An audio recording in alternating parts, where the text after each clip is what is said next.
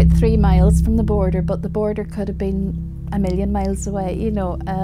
I mean, there were certain things that happen, you know, there's always things that happen that bring the troubles in the border to your awareness. And I remember when Tynan Abbey was burnt and Sir Norman Strong and his son were killed. I remember that, and I remember watching the flames, just standing in our house and watching the flames.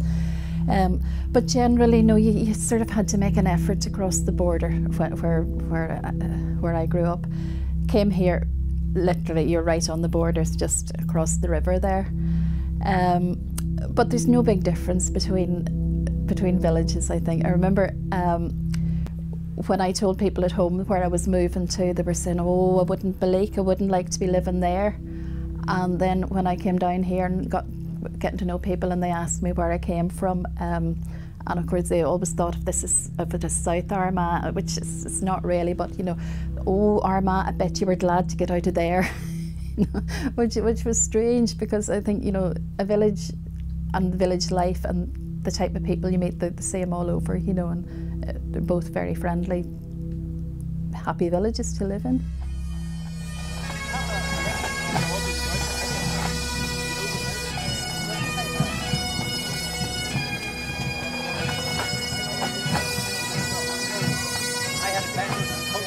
The County Armagh Grand Lawrence Lodge recognised that Orange Halls were basically with the troubles that shut down, and had been boarded up, and were only been used a few times a year for basically lodge meetings and maybe band meetings. So in 2005 we were established to try and get out there, reach out to the community, make them aware of the potential of the Orange Halls and get them opened up for community use and indeed for wider community use.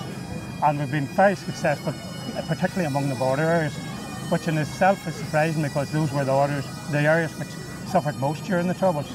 And we've now some very successful groups like Tullyvallen, Corkley up in Katy, and they're running a very wide and extensive range of programmes and social activities for the whole community.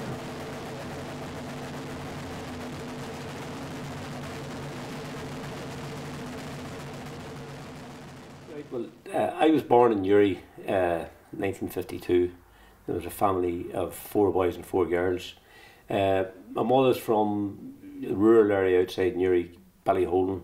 My father's from Newry, but interestingly, my father's people are actually from out South Armagh, and indeed, I'll be telling you later, there's a connection that bore fruit in a very sad way a few years ago.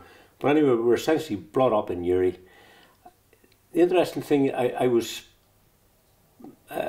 born and reared for about 4 years in a street called James Street. There was only 2 streets away from. There's only a small part of Newry that has a Protestant population. The population is probably about 10% Protestant. I was born 2 streets away from this part of town. So, you know, I had memories of, you know, the 12th of July and something going on down there, and we weren't allowed to go down to it. We had no antipathy towards it, but we just knew that was there.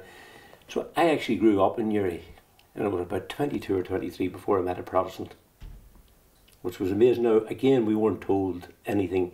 My parents didn't give us any negative values. They just didn't give us anything. That was a subject you didn't talk about.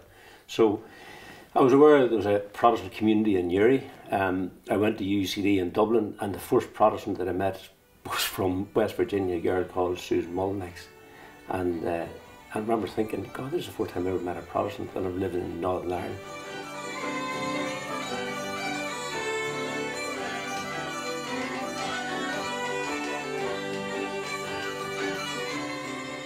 I suppose that was the thing, we didn't know it was any different because we were raised with it all the time. That's what's so funny about now. If you hear a helicopter, everybody's out to look to see what the helicopter is because it's such an unusual sound, but whereas when we were children you just grew up with that, you know, and you grew up with the soldiers walking on the streets and the guns and that there, and you didn't pass much remarks on it. So I suppose we grew up in a culture of it was very much like don't talk, and I don't know, I suppose my natural disposition was to be friendly, and so I was always trying to say hello as covertly as possible, like, you know, because I didn't like being unfriendly, and that was it.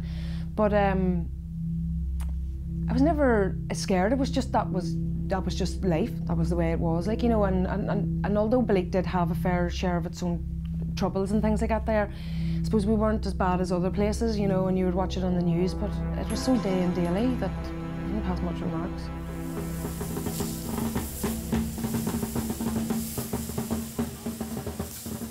I've been brought up in this culture all my life. So was my father, so was my grandfather. So it's important to us. And to come here early in the morning, get this here going, it's nothing, you think of it. It's part of your routine. Then I get that stalled up, back to my hall, placed up, braided in here. I've been into this field at 11 o'clock this morning. And you can see now it's nearly 1:30 and the parade's still coming and the field's full. And even last year when the weather wasn't so good, the field was still full. It'd take a few and not come, but the majority comes. This is their day out, this is our culture, this is our day out. And I don't want it ever to go away. I'm not going to volunteer to put them to. And it's a pity that more people couldn't come and enjoy it and see what's been happening.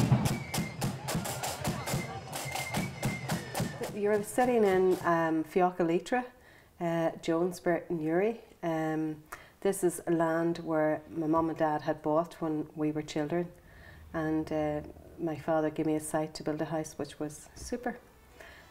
So here I am with my home in South Armagh, which I grew up in all my life and just love South Armagh. I think it's so much people haven't seen, undiscovered.